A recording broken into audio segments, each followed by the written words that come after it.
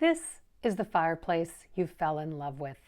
You've always had a cozy rustic stone fireplace on your wish list. Stone, a traditional insert, a heavy carved wood mantle with real depth to it. But then the insert goes linear because that's the only one your builder is installing. Everybody's doing it. And by the way, nobody should be. Most of you live in a traditional or transitional house. And even if your house were modern, dropping a linear fireplace into the middle of a stone surround is still not good design no matter how it balances the TV. The mantle gets skinny and basic because the carved one came at a custom price. The mirror comes off because, let's be honest, the TV has to go somewhere. So up it goes, black and flat and harsh and right in the middle of your feature wall. And the stone gets swapped for the stock stone the builder sourced for you and he said was the closest. He wasn't lying. The color's close. The style isn't within 100 years of it. Then the styling comes out, and there goes the look and feel of the room. How do you like it now? Almost every choice here was a bad decision in context. The problem is each one sounded perfectly reasonable when it was made. Put them together, and this is what you get.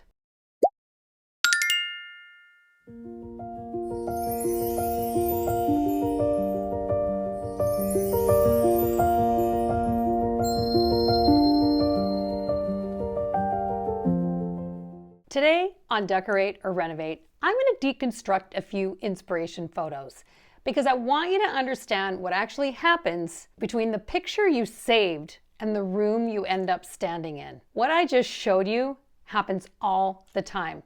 Your inspiration gets lost in translation. Part of that is that the idea gets watered down by everyone it passes through, by what your designer has time to take on, by what the trades are willing to do, by what the contractor declares workable, and by what the builder can get for the number on the spreadsheet. Nobody ever says, let's make this worse. That's why it's so hard to catch. It's one perfectly reasonable compromise after another. And you're unaware of every one of those conversations until it's installed. And you're standing in front of it wondering, why doesn't it look like the picture? I've been trying to describe this to homeowners for 20 years, and I could never show it. Well, now I can. But that's only the half of it, because that photo didn't fit in your house before anyone touched it. Look at where these images are coming from. 10 and 12-foot ceilings, windows placed by an architect who was drawing the room and the elevations at the same time. Furniture scaled for a room that big. That's part of why it looks calm and expensive. There's room around everything. Now put it in your house. 8-foot ceilings, a fireplace sharing its wall with the walkway to the kitchen and the return air grill. A room that's 14 feet across instead of 24. 9 times out of 10, the floor plan looks nothing like the one in the photo. And very often the style of the house is wrong for it too. So you shrink it or you squeeze it beside something it was never meant to sit beside. And it stops doing what it was doing in the photo. And you can't work out why, because you got a similar stone in the same color. By the end, you still technically have the stone fireplace, or the creamy bathroom, or the warm rustic kitchen you saved on Pinterest. It just doesn't feel anything like the room you fell in love with. Let me tell you about the first time I watched this happen. It was the early 2000s, many years ago, when the Tuscan trend was just arriving on the scene. I was shadowing a designer. We walked into a high-end house in West Vancouver that had a 90s kitchen. Flat, white, shiny cabinets, black galaxy, bullnose, shiny granite. So shiny, you could see yourself in it. White subway tile, a gray and white speckled 12 by 12 tile floor. The client wanted 3 bathrooms renovated with espresso flooring running throughout the house. Then we got to the kitchen. And the client said, I think all we really need in here is the new flooring. The cabinets are fine. Let's swap the subway tile for a chocolate brown mosaic. Because at that moment, mosaic tiles were trending. And my designer friend said, okay. Not because she didn't know, because she was too busy to take on the entire kitchen along with everything else that house needed. Fast forward, all 3 bathrooms were done, floors in throughout, backsplash installed, and at the end of the whole renovation, the client turned to me and said, next, we're going to rip out the kitchen. And this is exactly what architect Brent Hull means when he says our houses are not designed. They're assembled. The homeowner gets sent out on errands by the builder, supplier to supplier, 1,000 separate decisions with nothing holding them all together. And when there's no design plan, price becomes the master. Every choice might have been on budget, but not one of them was in conversation with the others. And the worst part is, everyone is telling you to trust the process. Choose what you love. It'll all come together. I'm here to tell you that it doesn't. So let's go through these photos, and I'll show you what you're actually responding to in each one, and what happens the moment those things come out.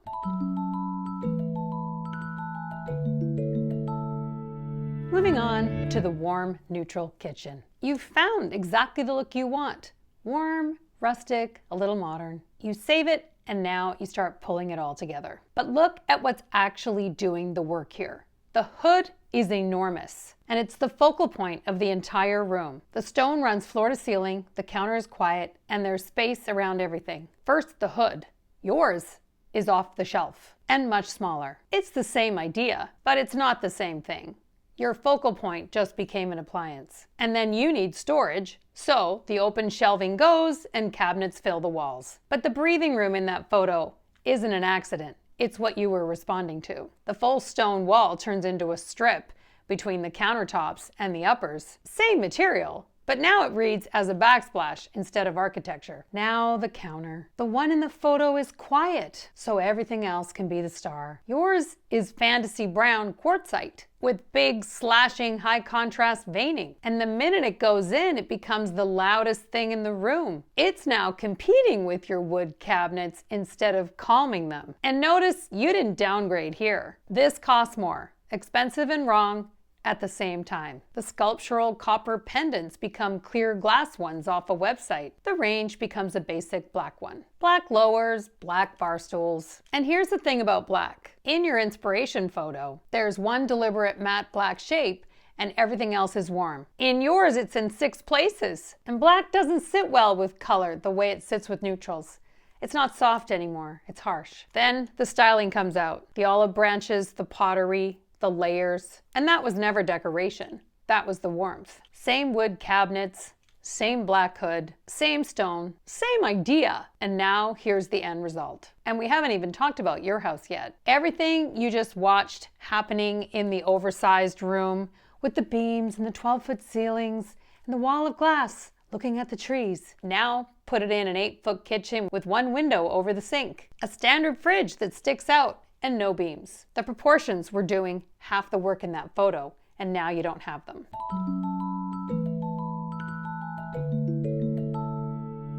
Moving on to your living room. You want a calm, neutral, versatile living room. Something timeless, so that you can bring in whatever color you want over the years and change it whenever you feel like it. And you start putting it all together. This is what you saved.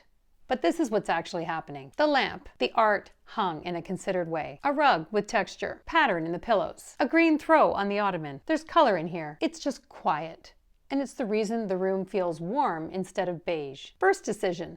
The sofa becomes an oversized boxy sectional because your husband wants a sectional for watching TV. And it's a violet gray taupe. That's not a small thing.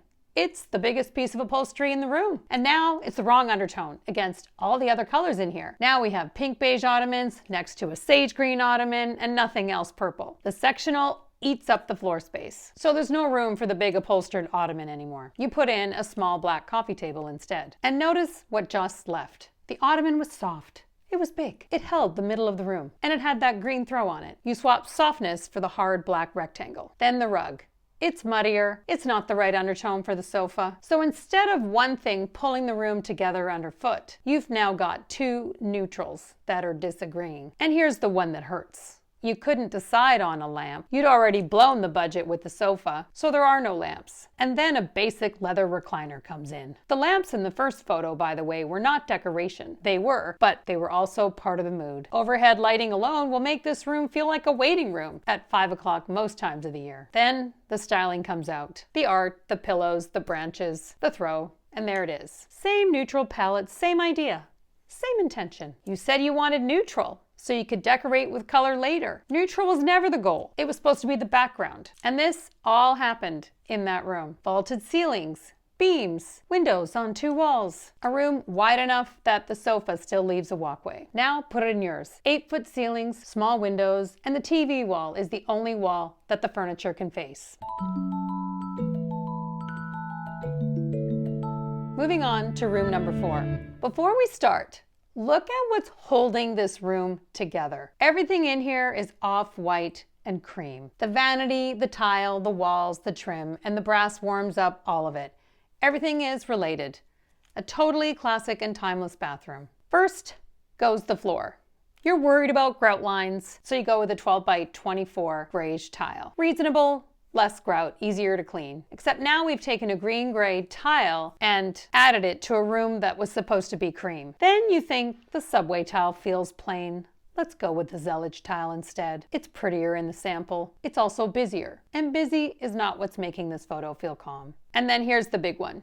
You're not doing custom millwork, so it's an off-the-shelf vanity. And you can't find a cream one that you like, nobody makes them, so you decide a wood stain will work. And watch what happens. The vanity is the largest piece in the room, and it just stopped being part of the envelope and started being a piece of furniture. It's the moment the room also stopped feeling creamy. Then your contractor says, black fixtures and faucets are standard, and informs you that everyone is doing it. And look at what just happened. You came in here for a creamy bathroom, and now you have specified every single one of those pieces in black. Not because you wanted black, but you were overruled by the budget and the builder. Then the styling comes out. And all this happened in a room with space, with a window on the far wall, with a walk-in shower that had somewhere to go. Now put it in your actual footprint. It's a tub shower combo because that's what fits. The window is right where the shower is, and the vanity is the only wall left. That's why these rooms are so easy to water down. Take out one important detail and substitute another because it's in stock. Change the proportions because your room is smaller. Let the contractor pick the closest thing.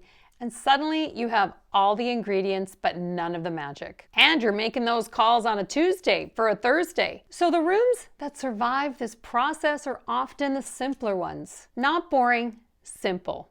Fewer moving parts, fewer undertones fighting with each other. Fewer decisions that have to go perfectly right. That's not the budget version. It's the version that has the best chance of arriving looking just like you pictured. And here's the good news.